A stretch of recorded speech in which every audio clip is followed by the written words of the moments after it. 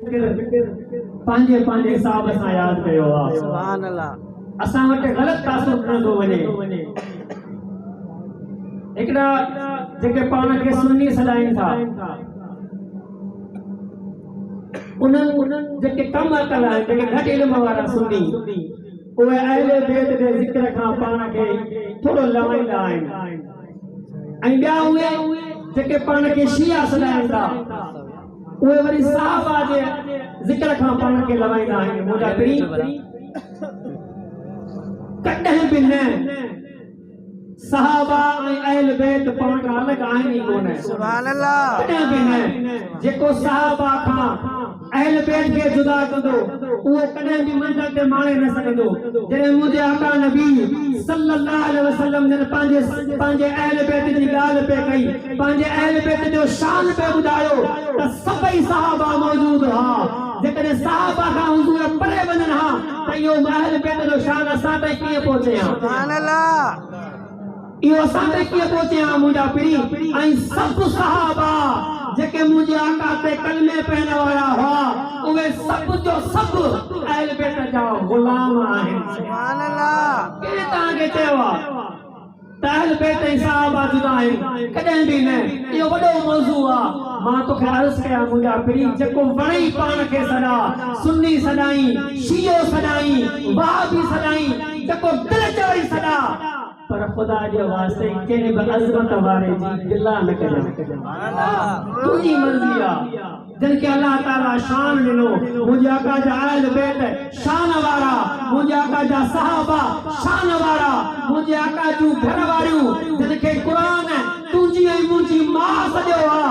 अल्लाह जो क़ुरान फरमाए थो, नबी ईमान वारनि खे साह खां वधीक वेझो आहे, ऐं नबीअ जूं घर वारियूं ईमान वारनि जूं माइरूं आहिनि।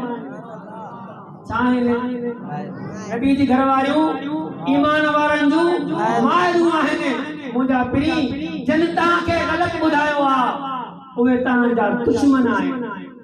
खुदा जाने थो, ही क़ुरान वारा, ही हदीस वारा, ही मस्जिद वारा, ये अवांजा दुश्मन न आहिनि। मूंखे दुख थींदो आहे। मां थोरो मुआशरे ते ॻाल्हायां, माफ़ कजो। जिन माण्हुनि असांजा बच्चा खारिया, जिन माण्हुनि उनखे ज्वारी बनायो, जिन उन्हनि खे शराबी बनायो, जिन उन्हनि खे पोकड़ी बनायो, असां कॾहिं बि उन्हनि सां विढ़िया न आहियूं, कॾहिं बि न। पर जेकॾहिं कंहिं हाफ़िज़ क़ुरान पढ़ण जे लाइ कंहिं ॿार खे चंबो हयो, लठ हई, त मर्द छा पर मायूं भोॼियूं थी वेंदियूं आहिनि। खुदा जे वास्ते पंहिंजा दुश्मन सुञाणो। हे क़ुरान वारा, ही मस्जिद वारा तव्हांजा दुश्मन न आहिनि। दुश्मन तव्हांजा उहे आहिनि जेके तव्हांजे बच्चनि खे क़ुरान खां पढ़े था कनि। मां तव्हां खां पुछां थो, इमाम आली मक़ाम छा सेखारियो असांखे? छा सेखारियो? ऐं यज़ीद छा सेखारियो? मुंहिंजा पीर, शयूं तुंहिंजे साम्हूं आहिनि, फ़ैसिलो पाण कजां। मां कंहिंजो मुखालिफ़ न आहियां। जेकॾहिं शियो आहे त मुंहिंजो भाउ आहे, देवबंदी आहे, वहाबी आहे, मसलक करे जो आहे, हिते आयो आहे, मुंहिंजो भाउ आहे।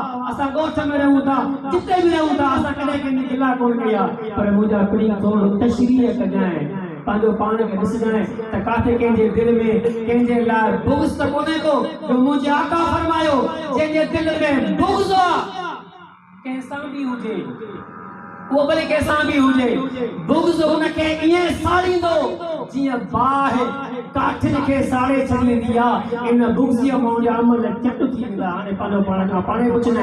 मां अर्ज़ बयान जे लाइ अल्लाह मौला मौलाना उस्ताद उलमा मुफ्ती गुलाम मुस्तफा राहुल साहब पाशी फरमाजा उन बयान है, नारे तकबीर, नारे रिसालत, नारे तहकीक, नारे हैदरी, हुसैनियत, हुसैनियत, जज़ीदियत, माशाअल्लाह। चलो हक सजन साईं, फाड़े चलो हक सजन साईं। ये पीर न हुजे हम त कुछ न हुजे। खुदा जाने तो ये करम उन पीर जा, जे असां के ये मस्जिद ॾिनी, जे ही दिल में मोहब्बत ॾिनी। अल्लाह उन दर्जात खे बुलंद फरमाए। चओ आमीन। अल्लाह से असां ने अहले सुन्नत जी दरगाह के सभिनी खे वधाए, पर जी उन के जे जी सिखारियो मुदा अर्ज़ कंदो साईं के क़िबला माशाअल्लाह से क़िबला मुफ्ती गुलाम मुस्तफा राहुल।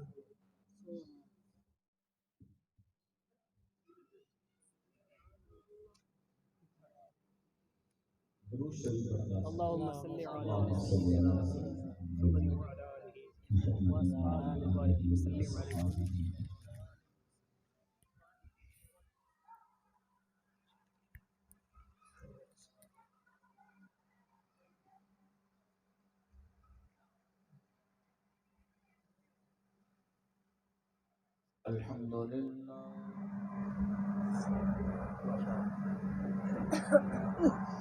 الحمد لله رب العالمين والعاقبة للمتقين الصلاة والسلام على أشرف الأنبياء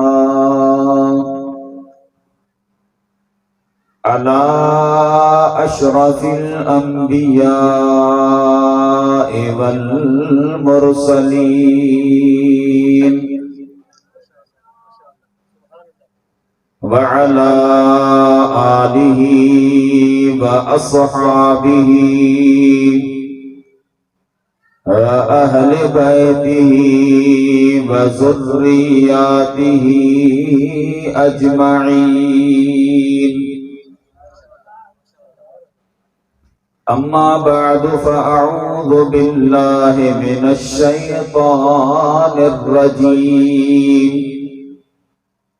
بسم الله الرحمن الرحيم. يا أيها الذين آمنوا استعينوا بالصبر والصلاة إن الله مع الصابرين.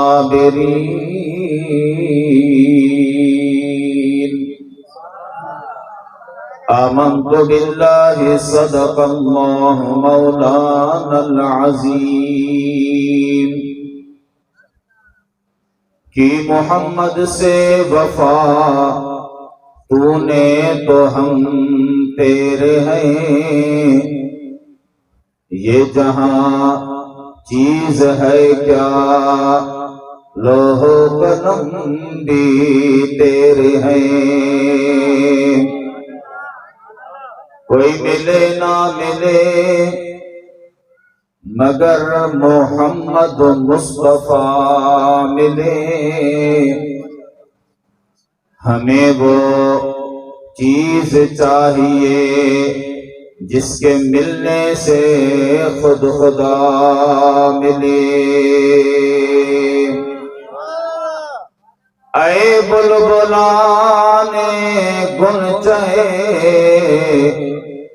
गुलजार अहमदी,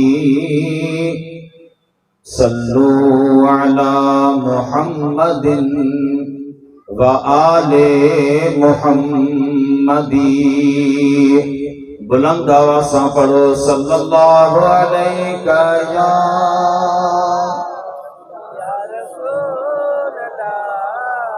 वसल्लम अलैका या हबीब अल्लाह सल्लल्लाहु अलैका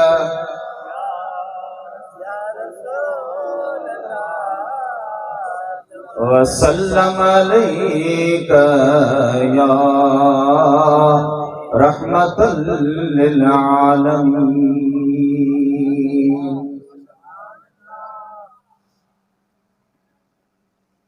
लाइके सत्ताज़ीम तकरीम ज़ीनत महफिल उस्ताज़ुल क़ुर्रा फ़ख्रुल क़ुर्रा अल हाफ़िज़ अल क़ारी फ़ज़ीलतुश शेख जनाब निसार अहमद नईमी चाचड़ साहिब दामत बरकातुहुल आलिया महफिल में मौजूद मुझे मथा निहायती मेहरबान इन सुहारी सिंध जा मशहूर मारूफ सनाखा मोहतरम जनाब मजहर अली खासकेली ऐं संदस साथी खुदा सदन सनाखानी के पंजी बारगाह में कबूल ऐं मंजूर फरमाए। महफिल में मौजूद जमी सनाखान मुस्तफ़ा मोहतरम जनाब मुहर्रम अली दाहिरी साहब, मस्जिद हाजाजा खतीब व इमाम हाफिज अब्दुल्ला बिरोही ताहिरी साहब ऐं दीगर स्टेज से तशरीफ फरमा मुअज़्ज़ज़ व मुकर्रम उलमाए कराम, मेहमानाने गिरामी, बानियाने महफिल, जमी सामीन व नाज़रीन, अस्सलामु अलैकुम व रहमतुल्लाहि व बरकातहू। प्यारा दोस्तों, अजोकी यह महफिल इमाम आली मकाम रज़ी अल्लाह ताला अन्हु ऐं उन जे रुफ़क़ा साथिन जी याद में इनेकाद पज़ीर आहे। खुदावंदे करीम तव्हां खे असां खे हिन भलारी महफिल में अचण जी सआदत नसीब कई आहे। दुआ पिया घुरो त जन हिन महफिल खे सजायो, जहिड़े हवाले सां बि उन्हनि हिन महफिल में असांजे प्यारे दोस्त साईं शाहिद अली दाहिरी साहब सां बाह बेली थिया, उन्हनि ताउन कयो, हिस्सो वरितो। खुदा उन्हनि जे पाई ते अजर अज़ीम अता फरमाए।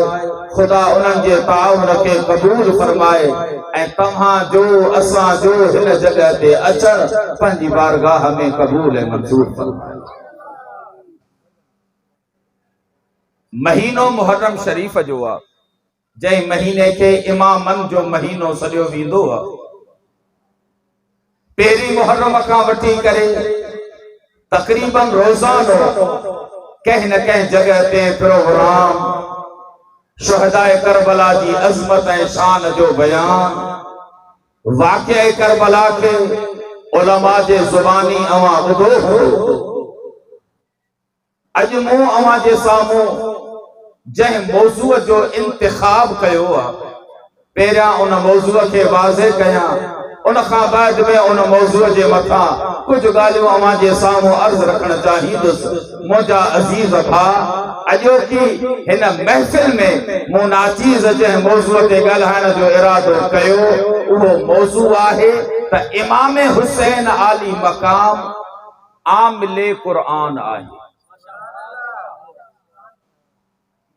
लफ्ज़ शायद अवां जो ॿुधल हूंदो त आमिल, पर इन जो वरी हिकिड़ो मफ़हूम अवां दोस्तनि जे ज़हन में मता इहो ईंदो हुजे त अदा असां वटि आमिल उन खे चइबो आहे जेको धागो फीणो करे, असां वटि आमिल उन खे चइबो आहे जेको छूकारा हणे, असां वटि आमिल उन खे चइबो आहे जेको तावीज़ लिखे। पोइ तव्हां असांजो घणो उन्हनि लाइ वञण बि थींदो आहे, पर हिते आमिल मां मुराद इहा न आहे। हिते आमिल मां मुराद इहा आहे त मुंहिंजो ऐं तुंहिंजो प्यारो महबूब जो प्यारो, मुझे आका जे दिल जो दिल बंद, जिगर जो जानी, सैयदा खातून जन्नत जो लाडलो, अलीजुल मुर्तजा शेर खुदा जो खून, जंहिंखे दुनिया इमाम हुसैन आली मकाम जे नाले सां याद पई करे, उहो सोहणो हुसैन क़ुर्आन जे हर आयत ते, उहो सोहणो हुसैन क़ुर्आन जी हर हुक्म ते, अल्लाह जे फरमान ते अमल करण वारो आहे। इन जो मतलब आहे त ही क़ुर्आन जो आमिल आहे। सही ॻाल्हि समझ में अचे भई? मौज़ू छा आहे त इमाम हुसैन क़ुर्आन जो तावीज़ लिखण वारो। पर ॻाल्हायो त सही यार, तव्हां बि घणा वेंदा हूंदो तावीज़नि वारनि ॾे। साईं बकरीअ खे बीमारी थी पई आहे, तावीज़ लिखी ॾे। साईं मेह खीर नथी ॾे, तावीज़ लिखी ॾे। पोइ वरी असीं उन्हनि खे पंहिंजी ज़ुबान में चवंदो अदाई वॾो आमिल आहे, वॾो आमिल आहे। पोइ पढ़े भले हिकिड़ी नमाज़ बि न। साईं वॾो आमिल आहे, पढ़े भले क़ुर्आन बि सही कोन। पर ही इमाम हुसैन कुरान जो आमिल इन जो मतलब ही हुआ तो कुरान जे हर हुक्म ते अमल करण वारो। मां घणो टाइम न वठंदुसि, थोरो टाइम वठंदुसि, पर जेतिरो वक़्तु वेहो मूं सां मुतवजो थी करे ऐं मूं ॾे तवजो रखी करे वेहो। इमाम हुसैन आली मक़ाम जी कुल उम्र मुबारक केतिरी आहे? 57 साल या 58 साल। छो त तारीख़ विलादत में थोरो साल अॻिते पोइते थिए पियो। जेकॾहिं सन 4 हिजरी चऊं विलादत आहे, उन हिसाब सां 61 हिजरीअ में शहादत आहे। 4 हिजरी ऐं 61 हिजरी अवां हिसाब लगायो त उम्र मुबारक मुंहिंजी थिए पई तक़रीबन 57 साल। संदन करबला जो वाक़ियो जिंदगीअ जे आख़िरी साल में पेश आयो। मां अर्ज़ कयां, इमाम हुसैन जी अव्हां बचपन पढ़ो, इमाम हुसैन जी अव्हां जवानी पढ़ो, इमाम हुसैन जो अव्हां मदीने में रहण वारी जिंदगी पढ़ो, मक्के में रहण वारी जिंदगी पढ़ो, सफर में ॾिसो, हज़र में ॾिसो, जंहिं जगह ते मौला हुसैन जो मुतालियो कयो, खुदा जो कसम हर जगह ते कुरान जी कंहिं न कंहिं आयत ते अव्हां खे अमल कंदे नज़र सुभान अल्लाह, सुभान अल्लाह। अॻियों वारा सुभान अल्लाह चवनि था, पोयों वारा भला ॿियो कुझु चओ, थोरो ॾाढा चओ सुभान अल्लाह। हाणे सॼी ज़िंदगीअ ते ॻाल्हाइण इहो बि ॾुखियो, छो त टाइम जी तक़ाज़ा आहे। हाणे मां अव्हां खे करबला वारो पस मंज़र ही पेश करे सम्झाइण जी कोशिश कयां थो ऐं ॿुधायां थो त करबला जी सरज़मीन ते मौला हुसैन जेके चंद ॾींहं गुज़ारिया, उहे ॾींहं क़ुरान जी इन आयत जे मथां कीअं अमल कंदे गुज़ारिया। सुभान अल्लाह। तवज्जो आहे? ॾाढा चओ सुभान अल्लाह। सुभान अल्लाह। क़ुरान करीम जी जेका आयत मूं अव्हां जे साम्हूं पढ़ी आहे, इहा आयत सूरह बकरह जी आहे, ॿिए सिपारे मंझां आहे ऐं ग़ालिबन ॿिए सिपारे जो बि ॿियो रुकू आहे। पहिरियां इन आयत जा अल्फाज़ ॾिसो, आयत जो तर्जुमो ॿुधो, पोइ अचूं पिया त इमाम हुसैन इन आयत ते अमल कीअं कयो आहे। सुभान अल्लाह, सुभान अल्लाह। अल्लाह ताला छा इरशाद फरमायो, कहिड़ा मुबारक अल्फाज़ हन क़ुरान करीम जा। अवां हेड़नि सोहणनि कारनि खां अल्लाह जो क़ुरान ॿुधो। सुभान अल्लाह। मज़ो आयो? थोरो ॻाल्हायो त सही यार। सुभान अल्लाह। अल्लाह जेकॾहिं ज़ुबान ॾिनी आहे न, पोइ इन ज़ुबान जो पहिरियों हक़ इहो आहे त इन ते अल्लाह जो क़ुरान जारी थिए। सुभान अल्लाह। मां अव्हां खे गुज़ारिश कंदुमि, अव्हां जेके बि हिते वेठा आहियो, अव्हां जी ख़िदमत में अर्ज़ कयां त मुंहिंजा भाइरो पंहिंजनि बचड़नि खे अल्लाह जो क़ुरान पढ़ायो ऐं कंहिं सुठे कार्य वटि पढ़ायो जो अव्हां जा बचड़ा बि क़ुरान पढ़नि त अव्हां जे दिलि मां ख़ुदि ब ख़ुदि निकिरी वञे। सुभान अल्लाह, सुभान अल्लाह। क़ुरान करीम जी आयत में अल्लाह छा फरमायो? सुभान अल्लाह। अल्लाह ताला जी ज़ाते बाबरकात इरशाद फरमायो, या अय्युहल्लज़ीना आमनू, ऐ ईमान वारो। सुभान अल्लाह। थोरो ॾाढिया, ऐ ईमान वारो। खुदा जो खिताब कैसा है? ईमान वारो। कुरान जॾहिं पढ़ो न, थोरो तर्जुमो बि पढ़ंदा कयो, वरी गौर फिक्र भी कंदा कयो। सुभान अल्लाह। इहे लफ्ज़ कुरान करीम में केतिरनि जगहुनि ते आया, या अय्युहल्लज़ीना आमनू, या अय्युहल्लज़ीना आमनू, ऐ ईमान वारो। खुदा पियो चवे ऐ ईमान वारो, मतलब छा थियो? इन्हनि में गौर फिक्र कंदा कयो। खुदा जो कसम आहे त इन्हनि लफ़्ज़नि में अल्लाह पंहिंजनि बानहनि सां जंहिं मुहबत जो इज़हार कयो आहे, जेकॾहिं सम्झ में अची वञे त अहिड़ी सीने ते थधार महसूस थींदई ऐं मिठाण महसूस थींदई जो इहो ज़ाइको केतिरनि ॾींहंनि ताईं तोखे हलंदो रहंदो। सुभान अल्लाह। हाणे मां अव्हां खे सम्झायां, माशाअल्लाह अव्हां सभु हिते जेके वेठा आहियो निस्बतुनि वारा आहियो, अदा आहियो निस्बतुनि वारा। को कादरिया, को नक्शबंदिया, को सुहरवर्दिया, को चिश्तिया, को कहड़े बुजुर्ग जो मुरीद आ, को कहड़े बुजुर्ग जो मुरीद आ, जेको भी जंहिंजो मुरीद हुजे मां अव्हां खां तो पुछा कया जेकॾहिं अव्हां खे अव्हां जो मुर्शिद ईअं चवे त ऐ मुंहिंजी मुहब्बत वारा, सुभान अल्लाह, तव्हां जो मुर्शिद तव्हां खे चवे ऐ मूंसां प्यार करण वारा, ऐ मुंहिंजी मुहब्बत वारा, जॾहिं इहे लफ़्ज़ मुर्शिद जी ज़ुबान मां ॿुधण में ईंदा थी ख़ुशि थी वेंदो आहे। पाण त ख़ुशि थींदो आहे, पर हाणे इहा ॻाल्हि पाण ताईं न रखंदो आहे। दोस्तनि वटि बि वेंदो आहे, मिटनि माइटनि वटि बि वेंदो आहे, पीर भाइनि वटि बि वेंदो आहे, मञी चवंदो आहे यार अल्लाह जा अॼु अहसान आहिनि, मुर्शिद मुंहिंजी मुहब्बत खे क़बूल कयो आहे, मुहब्बत खे क़बूल कंदे मुंहिंजे मुर्शिद मूंखे चयो आहे त मूंसां मुहब्बत करण वारा। सुभान अल्लाह, मुर्शिद मुहब्बत क़बूल करे ख़ुशी थींदी थी, पोइ छा थो सम्झी जॾहिं अल्लाह तुंहिंजे ईमान खे क़बूल करे। न चई सुभान अल्लाह, पोइ छा थो सम्झी जॾहिं ख़ुदा चवे या अय्युहल्लज़ीन आमनू, ऐ ईमान वारो, मतलब छा थियो? गोया के ख़ुदा तुंहिंजे ईमान जे क़बूलियत जो ऐलान फरमाए रहियो आहे त ऐ मुंहिंजी तौहीद खे मञण वारा, ऐ मुंहिंजे नबियनि जी नबूवत ते ईमान आणण वारा, ऐ मुंहिंजे क़ुरान खे ख़ुदा जो कलाम समझण वारा, ऐ मुंहिंजे मञण वारा, ऐ मुंहिंजी ज़ात जे मथां अक़ीदो ऐं ईमान रखण वारा। सुभान अल्लाह, माशाअल्लाह। जॾहिं अल्लाह तुंहिंजे ईमान खे क़बूल करे ऐं पाण बयान फरमाए ऐ ईमान वारा, मज़ो आहे या न? मज़ो आहे या न?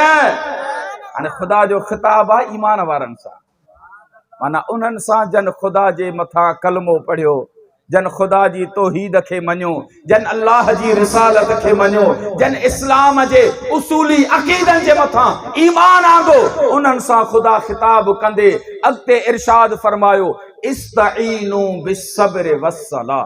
सुभान अल्लाह, ईमान वारनि सां अल्लाह ख़िताब कयो, ख़िताब कंदे फरमायो त ईमान वारो अवां सब्र खां मदद वठो ऐं नमाज़ खां मदद वठो।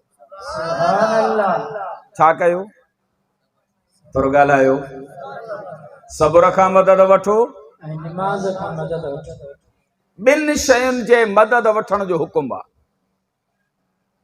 हिकु सब्र, ॿियो नमाज़। हिकु सब्र, अचो त करबला जी सरज़मीन जो मुतालियो कयूं ऐं ॾिसूं त इमाम हुसैन आली मक़ाम करबला जी सरज़मीन ते सब्र कीअं करे ॾेखारियो। सुभान अल्लाह,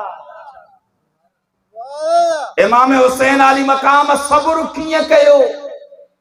जॾहिं मुतालियो कयोसीं करबला जो, अल्लाहु अकबर, अल्लाहु अकबर, इमाम हुसैन आली मक़ाम जो सब्र अहिड़ो त तव्हां असांजे साम्हूं आयो जो दुनिया में वरी अहिड़ो साबिर को नज़र ई नथो अचे। सुभान अल्लाह, इमाम हुसैन आली मक़ाम जा करबला जी सरज़मीन ते हेतिरा साथी शहीद थिया, 72 फर्द शहीद थिया आहिनि, 71 फर्द इमाम हुसैन आली मक़ाम खां शहीद थिया।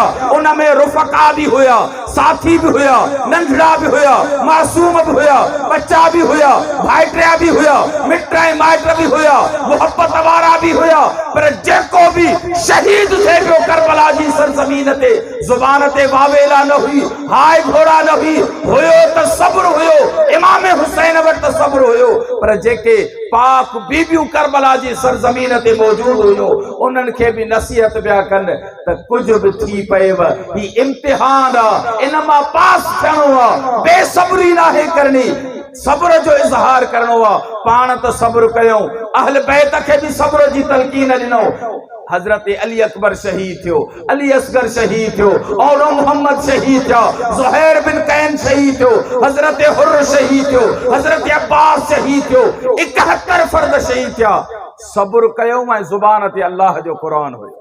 सुभान अल्लाह, यार अहिड़ो माण्हू को आहे दुनिया में जो जंहिंजो एतिरा ख़ानदान जा फर्द ऐं रुफ़क़ा ऐं साथी शहीद थियनि, पोइ बि ज़ुबान ते वावेला न हुजे, अल्लाह जो क़ुरान हुजे। सुभान अल्लाह, सुभान अल्लाह। ख़ुदा फरमायो इस्तईनू बिस्सब्र, ईमान वारो सब्र खां मदद वठो ऐं ॿियो नमाज खां मदद वठो। ॿियो छा खां मदद वठो? नमाज। इमाम हुसैन आली मकाम इन करबला जी सरज़मीन ते मुश्किल वक्त में नमाज पढ़ी आहे, अदा पढ़ी आहे नमाज। ऐं इहो इस्लाम जो मिजाज अथव। मुश्किल वक्त अचेव वुज़ू कयो, मुसलो खणो, बरकातू नफ़िल पढ़ो, खुदा जे तरफ़ मुतवज्जो थियो, अल्लाह खां पंहिंजे उन मुश्किल जे आसानीअ जो सवाल कयो। इहो इमाम हुसैन जी तालीम ऐं सबक़ त आहे, पर असुल में इस्लाम जो मिजाज ई इहो आहे त जॾहिं बि ॾुखियो वक़्तु अचेव त छा कयो? ख़ुदा जे तरफ़ मुतवज्जो थियो। चंद मिसाल ॾियां मां तव्हांखे। अदा सिज गिरहण थींदी आहे, थोरो ॻाल्हायो। सिज गिरहण माना जॾहिं सिज जी रोशनी घटि थी वञे, सिज बेनूर थी वञे, जॾहिं सिज गिरहण थिए। हाणे सिज गिरहण में सिहत जा माहिर तव्हां असांखे सबक़ ॾींदा आहिनि। अदा सिज जी रोशनी घटिजी वई आहे, हाणे इहा रोशनी सिहत जे मुआफ़िक़ न आहे, लिहाज़ा इन सिज ॾे ॾिसजो न। ॾिसंदो अव्हां जे अखियुनि खे नुक़सान पइजी वेंदो। हीउ एहतियात करणो आहे, हीउ अव्हां खे एहतियात करणो आहे। जेसिताईं सिज जी रोशनी पूरी नथी थिए तेसिताईं अव्हां खे एहतियात करणा आहिनि। इन ॾे ॾिसणो बि न आहे। हीउ दुनिया जे सिहत जा माहिर अव्हां खे तालीम ॾींदा आहिनि, पर शरीयत इस्लाम इन मौके ते तव्हां असांखे तालीम ॾे थो त जॾहिं बि सिज गिरहण थिए, बरकातू नफ़िल पढ़ो, वुज़ू कयो, मुसलो विछायो, नफ़िल पढ़ी ख़ुदा खां दुआ घुरो, अल्लाह इहा तकलीफ़ अव्हां जी दूर करे छॾींदो। सुभान अल्लाह।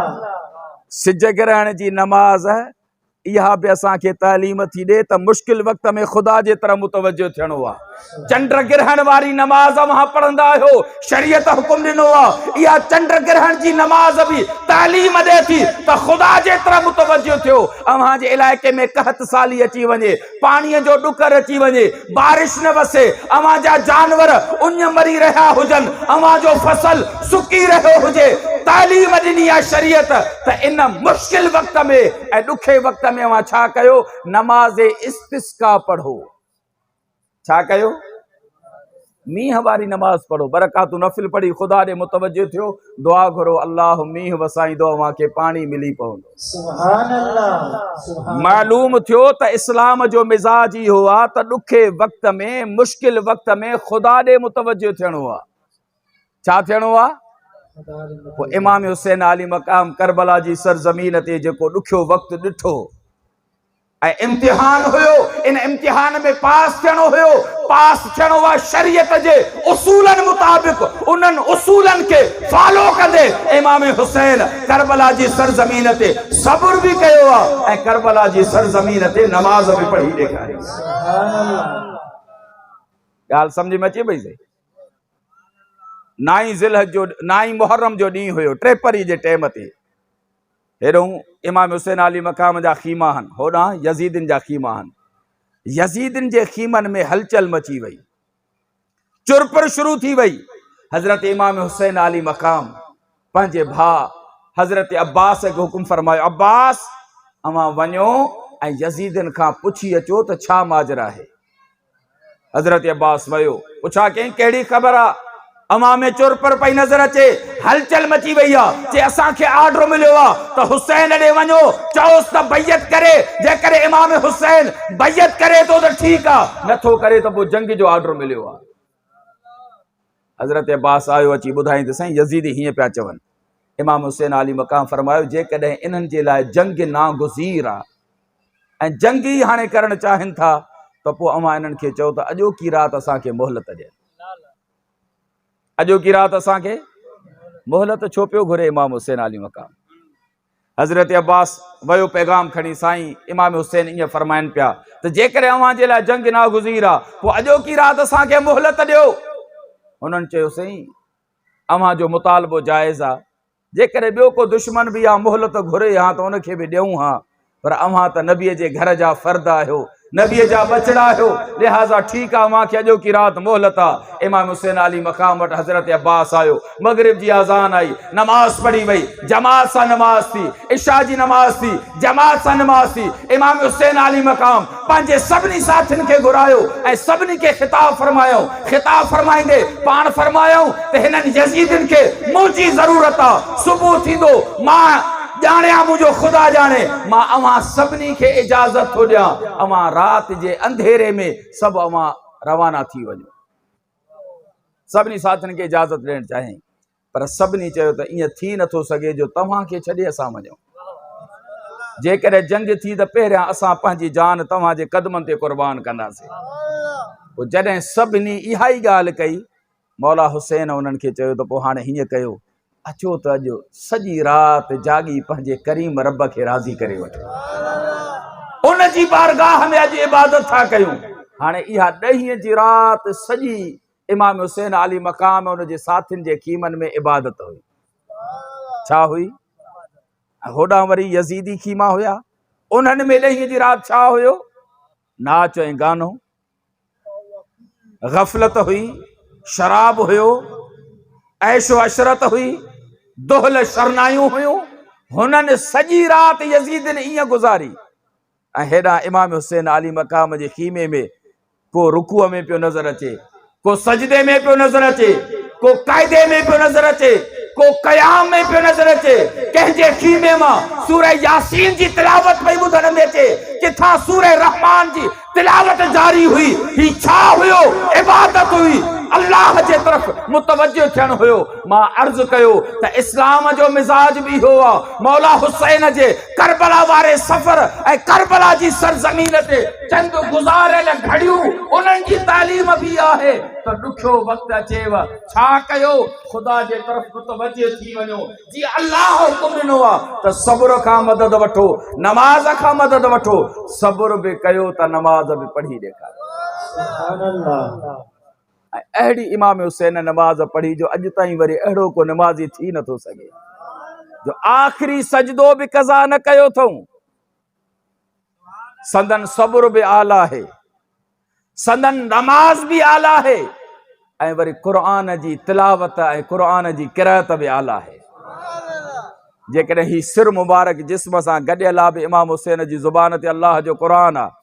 आलमनि खां मां ॿुधो आहे, पर जॾहिं हिन सिर मुबारक खे धड़ खां धार कयो वियो, नेज़े ते खयूं पिया वञनि, वाह मौला हुसैन तुंहिंजो क़ुरान सां प्यार आहे। सिर मुबारक नेज़े ते आहे, तॾहिं बि अल्लाह जो क़ुरान जारी आहे। इमाम हुसैन क़ुरान जो आमिल आहे। मौज़ू यादि आहे साईं? मौज़ू कहिड़ो आहे? त इमाम हुसैन क़ुरान जो अमल करे ॾेखारे। इन आयत ते इमाम हुसैन जो अमल जो पाण ख़ुदा हुकुम ॾिनो त मां सब्र खां मदद वठो, नमाज खां मदद वठो। इमाम हुसैन अली मकाम करबला जी सरज़मीन ते सब्र खां बि मदद वरिती आहे, नमाज खां बि मदद वरिती आहे। सब्र बि अहिड़ो करे ॾेखारियो जो अहिड़ो साबिर दुनिया में वरी को थी नथो सघे। नमाज बि अहिड़ी पढ़ी ॾेखारी जो अहिड़ो नमाज़ी दुनिया में वरी क़यामत ताईं को नथो अची सघे।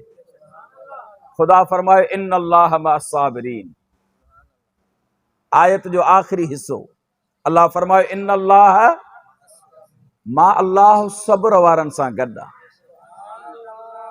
हाणे आयत खां मथे 2 शयुनि जो हुकुम आहे त हिकु सब्र खां मदद वठो, ॿियो नमाज खां मदद वठो। वरी जॾहिं ख़ुदा जे गॾु हुजण जी ॻाल्हि आई त अल्लाह ईअं न चयो त मां नमाज़िन सां गॾु आहियां।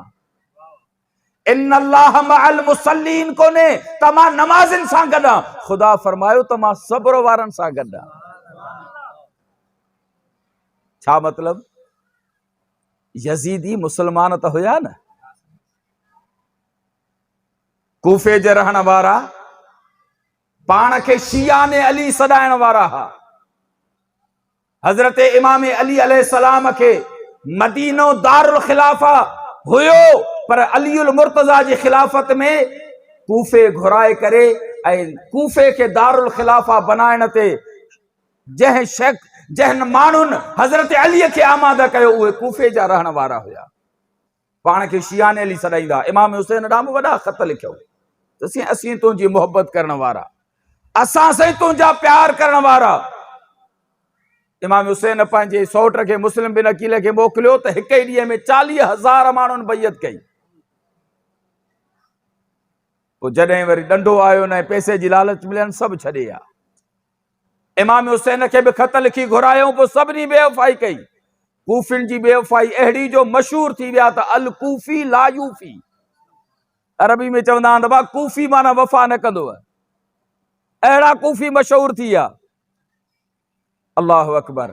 हाँ, नमाज उहे बि पढ़नि पिया, फर्ज़ी नमाज़ूं उते बि हुयूं, अज़ान उते बि अचे पई, नमाज हू बि पढ़नि पिया, नमाज हेॾे बि हुई। ख़ुदा फरमायो त मां नमाज़नि सां न, जो मथां नमाज़नि जी ॻाल्हि अचे त यज़ीदी चवनि था असां बि नमाज पढ़ण वारा हूं, असां सां बि ख़ुदा गॾु आहे। अल्लाह फरमायो न, मां सब्र वारनि सां गॾु आहियां। जो तव्हां वटि सिर्फ़ नमाज आहे, मौला हुसैन वटि नमाज बि आहे त सब्र बि आहे, ऐं जंहिं वटि सब्र आहे मां अल्लाह उन साबिर हुसैन सां गॾु आहियां। सुभान अल्लाह, सुभान अल्लाह। ॻाल्हि सम्झ में अचे पई? सही थोरो ॻाल्हायो त सही। हाणे ख़ुदा जे गॾु हुजण जो मतिलबु छा आहे? शायदि भाई इहो मतिलबु आहे जीअं असां पाण में गॾु वेठा आहियूं। मईयत जंहिंजी सिंधीअ में माना गॾु हुजण आहे, म अरबी में लफ़्ज़ ईंदो आहे जंहिंजी माना गॾु हुजणु। इन मईयत जा ॿ क़िस्म आहिनि। हिकिड़ी मईयत ख़ासा थींदी आहे, ॿी मईयत आमा हूंदी आहे।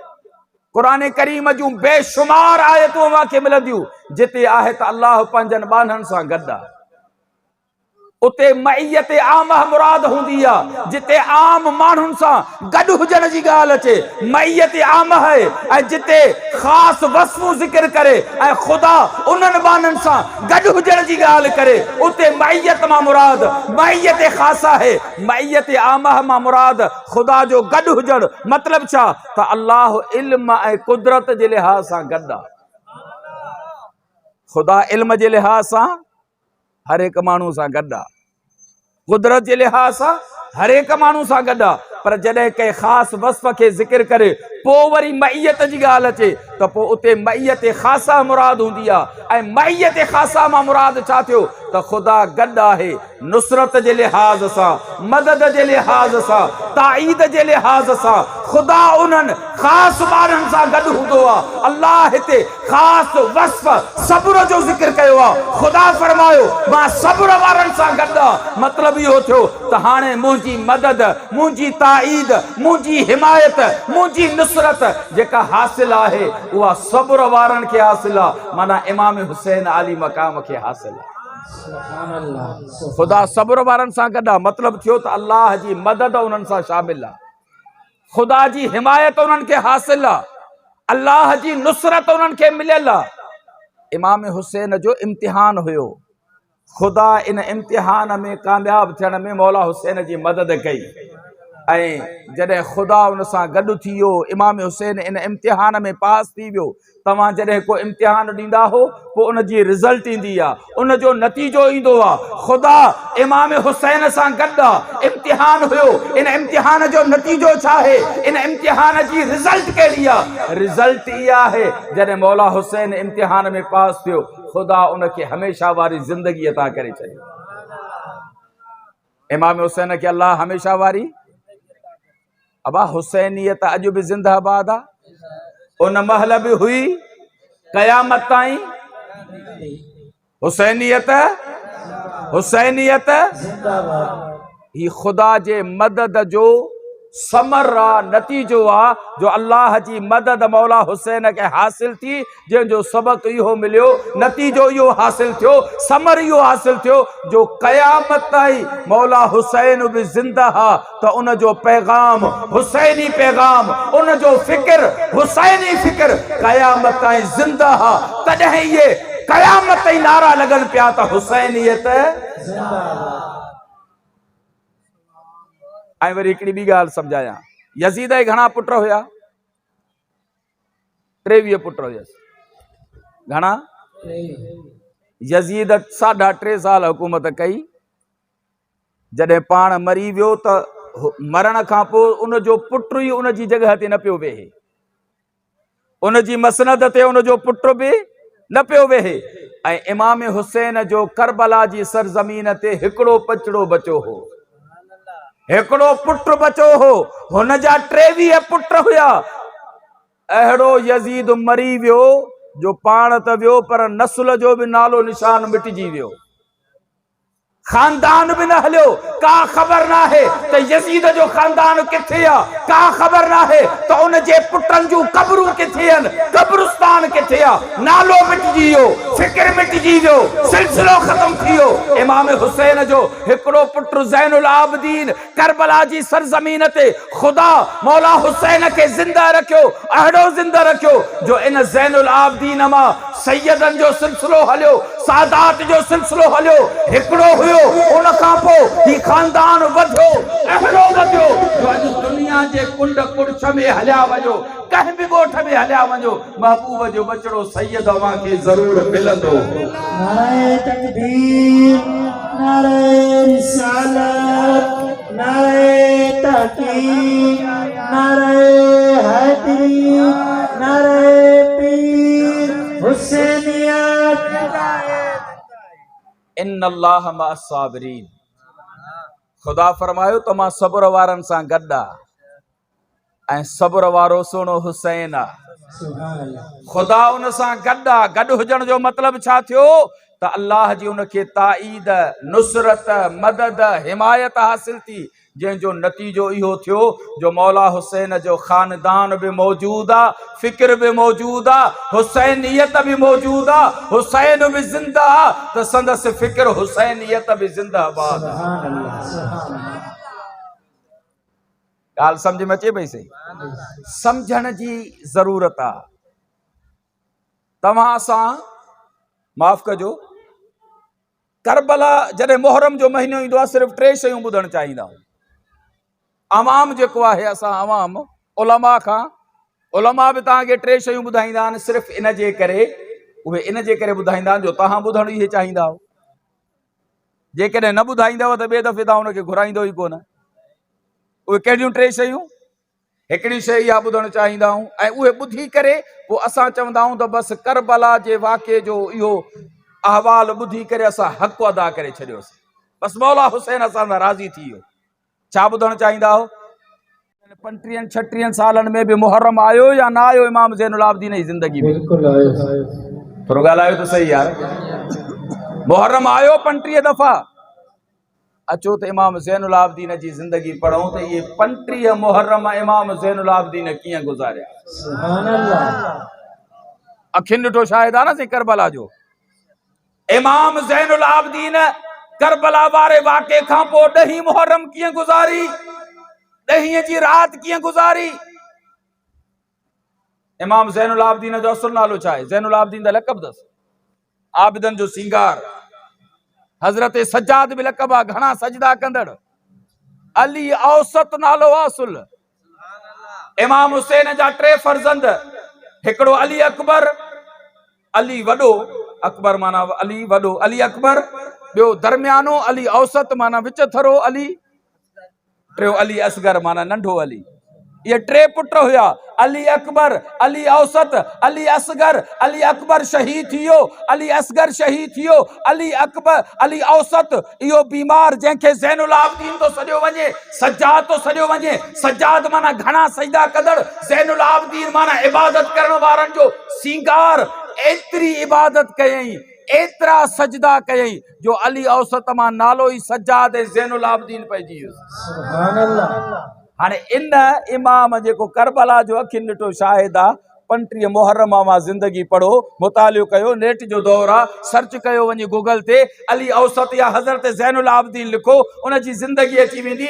पोइ ॾिसो त मुहर्रम जा 10 ॾींहं, 10 मुहर्रम या 10 जी रात इमाम ज़ैनुल आबदीन कीअं गुज़ारी। यकीनन अव्हां खे मिलंदी त इबादत में, तक़वा में, परहेज़गारीअ में, रोज़े में, नमाज में ऐं सदका तो ख़ैरात में गुज़ारी आहे। सुभान अल्लाह, सुभान अल्लाह। जॾहिं इमाम कनि इबादत इन्हनि ॾींहंनि में, असां वरी इबादत खां रोकियूं। असां चऊं त बाबा हाणे 10 मुहर्रम ते रोज़ो बि न रखो, छो त इबादत आहे न। से इबादत खां रोकींदासीं। अबा कुल पढ़ी बख़्शो बि न कंहिंखे, छो त इबादत आहे न कुल पढ़णु। हू इबादत कन असा कहे बे कम में मसरूफ पो हाने तवा पान सोचो तो यजीदी फिक्र छा है हुसैनी फिक्र कहड़ो वा यजीदी किरदार कहड़ो वा हुसैनी किरदार कहड़ो वा तवा कहड़ो किरदार पे अपनायो पो जेको किरदार अपनायो वो किरदार जेकर हुसैनी किरदार सा मैच थे मुआफिक थे खुदा जो शुक्र अदा कंदे वरी सजदे में हलिया वञो शुक्र अदा कयो मौला तुंहिंजा एहसान जो तो मूंखे इहो हुसैनी फिक्र ऐं किरदार नसीब कयो पर जेकॾहिं मैच न थिए न तो पोइ तौबा ताइब थी वरी पोइ अची हुसैनी किरदार खे अपनाइण जी कोशिश कर अल्लाह फरमाए या अय्युहल्लज़ीना आमनू इस्तईनु बिस्सब्रि वस्सला इन्नल्लाह मअस्साबिरीन। चार ॻाल्हियूं इन आयत में बयान। पहिरियां ख़िताब खुदा जो ईमान वारनि सां ऐं ईमान वारो इन जो मतिलबु छा आहे मूं मांखे सम्झायो। पोइ वरी हुकुम आयो त सब्र खां मदद वठो नमाज खां मदद वठो। इमाम हुसैन सब्र खां मदद वरिती नमाज खां मदद वरिती। हाणे खुदा फरमायो त जेको सब्र करण वारो आहे मां अल्लाह हुन सां गॾु आहे इमाम हुसैन सां खुदा गॾु आहे। खुदा जे गॾु हुजण जो मतिलबु छा आहे इहो बि अव्हां खे ॿुधायो वियो। अल्लाह रब्बुल आलमीन असां तव्हां सभिनी खे अमल जी तौफ़ीक़ अता करे। खुदा मुंहिंजो चवण अव्हां जो ॿुधण क़बूल फरमाए। वाखिर दावाना अनिल हम्दुलिल्लाहि रब्बिल आलमीन। दोस्त सलात सलाम पढ़ंदा।